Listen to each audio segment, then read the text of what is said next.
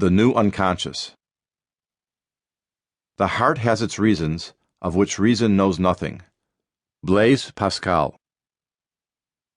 When my mother was 85, she inherited from my son a pet Russian tortoise named Miss Dinnerman. It lived in her yard, in a large pen enclosing both shrubs and lawn, delineated by chicken wire.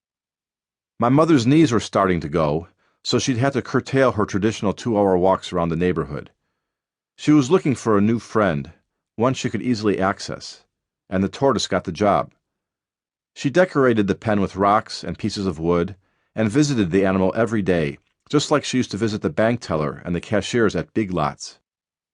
On occasion, she even brought Miss Dinnerman flowers, which she thought made the pen look pretty, but which the tortoise treated like a delivery from the local Pizza Hut. My mother didn't mind when the tortoise ate her bouquets. She thought it was cute. "Look how she enjoys it," she'd say. But despite the cushy existence, the free room and board, and the freshly cut flowers, Miss Dinnerman's main goal in life seemed to be to escape. Whenever she wasn't eating or sleeping, Miss Dinnerman would walk the perimeter, poking around for a hole in the chicken wire. She would even try to climb it, as awkward as a skateboarder trying to scale a spiral staircase. My mother saw this behavior too in human terms. To her, it was a heroic effort, like POW Steve McQueen plotting his breakout from a Nazi camp in The Great Escape. "Every creature wants freedom," my mom told me. Even if she has it good here, she doesn't like being confined. My mother believed that Miss Dinnerman recognized her voice and responded to it. She believed that Miss Dinnerman understood her. "You're reading too much into her behavior," I told my mother. "Tortoises are primitive creatures." I would even demonstrate my point, waving my hands and hollering like a crazy person, then pointing out how the tortoise just ignored me. "So what?" she'd say. "Your kids ignore you and you don't call them primitive creatures." It can be difficult to distinguish willed conscious behavior from that which is habitual or automatic. Indeed, as humans, our tendency to believe in consciously motivated behavior is so powerful that we read consciousness into not only our own behaviors, but those of the animal kingdom as well. We do this with our pets, of course. It's called anthropomorphizing. The tortoise is as brave as a POW.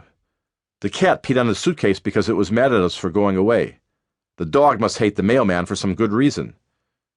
Simpler organisms, too, can appear to behave with human-like thoughtfulness and intentionality.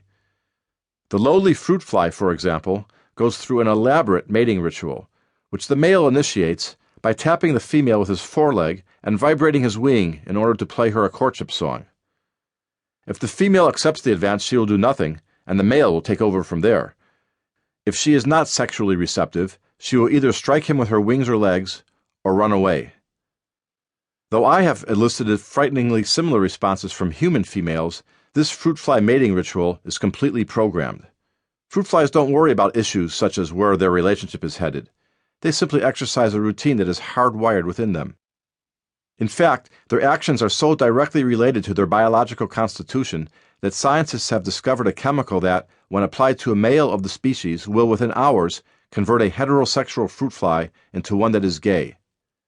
Even the roundworm called C. elegans, a creature made of only about 1,000 cells, can appear to act with conscious intent.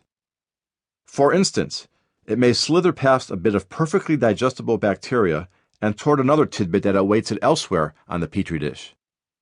One might be tempted to conclude that the roundworm is exercising its free will, as we ourselves might do when rejecting an unappealing vegetable or a high-calorie dessert. But a roundworm does not think to itself, "I'd better watch my diameter." It simply moves toward the nutrient it has been programmed to hunt down. Animals like fruit flies and tortoises are at the lower end on the brain power scale. But the role of automatic processing is not limited to such primitive creatures. We humans also perform many automatic, unconscious behaviors. We tend to be unaware of them, however, because the interplay between our conscious and our unconscious minds is so complex. This complexity has its roots in the physiology of our brains. As mammals, we have new layers of cortex built upon the base of our more primitive reptilian brains. And as humans, we have yet more cerebral matter built upon those. We have an unconscious mind and, superimposed upon it, a conscious brain. How much of our feelings, judgments, and behavior is due to each can be very hard to say, as we are constantly shifting back and forth between them.